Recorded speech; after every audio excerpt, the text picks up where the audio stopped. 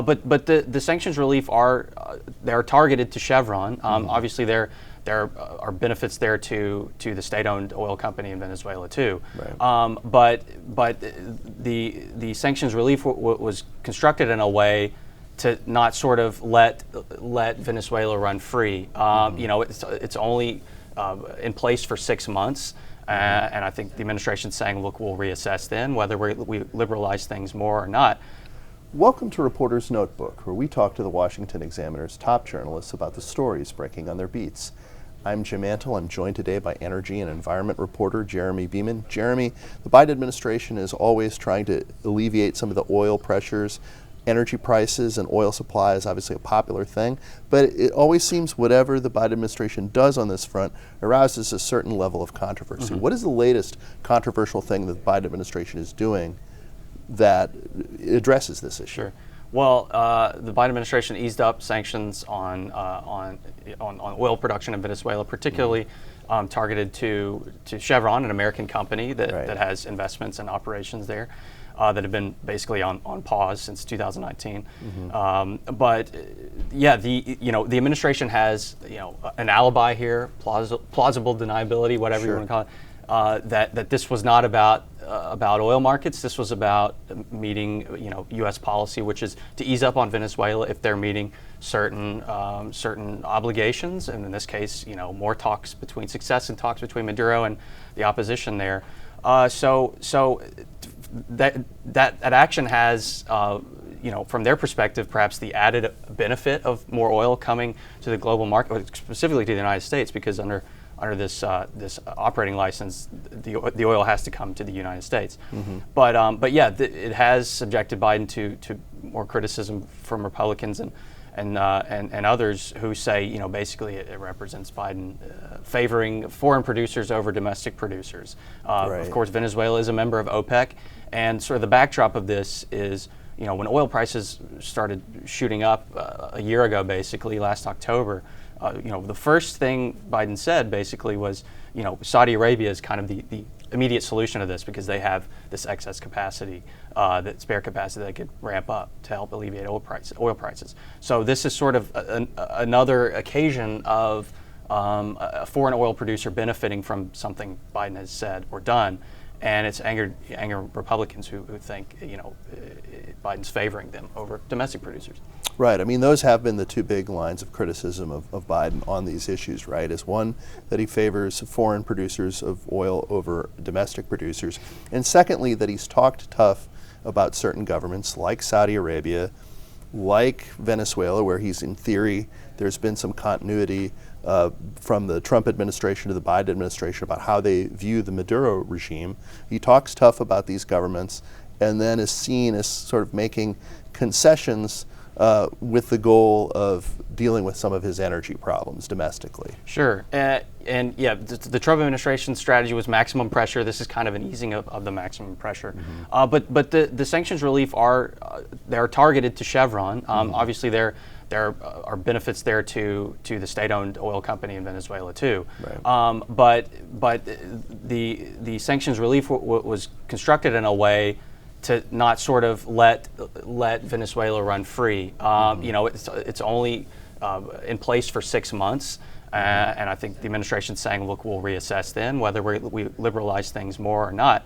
But from an oil market perspective, generally, if there's too little oil on the global market, more oil is good. There's a sort of short-term and long-term considerations here. The long-term considerations, of course, of the Biden administration are we want to reduce dependence on oil in general, but also foreign oil. For Republicans, they also want to sort of fuel the domestic industry more so than the industry of countries around the world. But again, these are assets that existed and that are sort of going to be recharging. And the refiners on the Gulf Coast were importing a lot of this Venezuelan crude oil before the Trump sanctions took effect, and so there'll probably be a market for this stuff. No one's said they're itching for it yet necessarily, but they'll have more supply, which many say is good. It's what we need. So, so the Biden administration has made some moves recently that do affect domestic oil production, at least theoretically. Talk a little bit about what the Interior Department has done. Well, they've scheduled more onshore oil and gas lease sales. So, oil production happens on private lands and public lands. The U.S. government has some control over both, more on what happens on public lands because they have the authority to lease it. And so Biden came into office basically saying we're going to restrict and in some cases cancel new leasing. He said sort of a couple of different things, or a couple of different iterations of that. But in his first week in office, he ordered a pause on all new leasing. Court decision eventually overturned that, and the administration's carried out leasing since. So there's been these sort of different developments. Another major development, probably the biggest really in this whole saga, was we have the oil market volatility, which kind of changed what Biden was having to say and do in response to that. And then you had the Inflation Reduction Act, the climate bill, that also basically rejuvenated oil and gas leasing on public lands, because Joe Manchin wouldn't have gone forward with it unless it did that. It ordered these oil and gas lease sales offshore that had been canceled to be held. And so Interiors has scheduled the first of those canceled sales, and it's scheduling more onshore. And so they're starting to kind of ramp this program back up that they had used their authority to pause and sort of slow. But at the same time, it's not as if Biden has sort of changed his agenda, his overarching agenda, and the administration is pursuing new regulations on those new leases. They recently, the Interior Department recently, just before Thanksgiving, they do a lot of stuff around Thanksgiving. Last year, they released this pretty major report, Black Friday, that disappointed a lot of people. This year, they announced these new instructions to field offices that administer the leasing programs, and basically clarify that the policy is to no longer favor oil and gas leasing over other uses, over recreation, for example. And so it's sort of a way of scaling back the acreage that Interior is going to be offering, or could be used that way. And certainly that's the preference of many people in the BLM, the Bureau of Land Management, and the administration overall. Well, has there been any industry reaction to this? Are they happy with the increased leasing opportunities? Are they upset about the regulations? Yes and yes. Usually the response is, we're glad that they're finally doing what they should have been doing all along.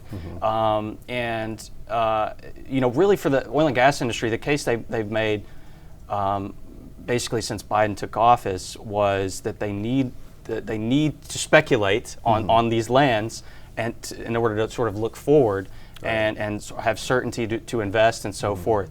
The administration's saying we want to scale this back. These companies are less interested in scaling up production because they don't want to be have stranded assets and lose money.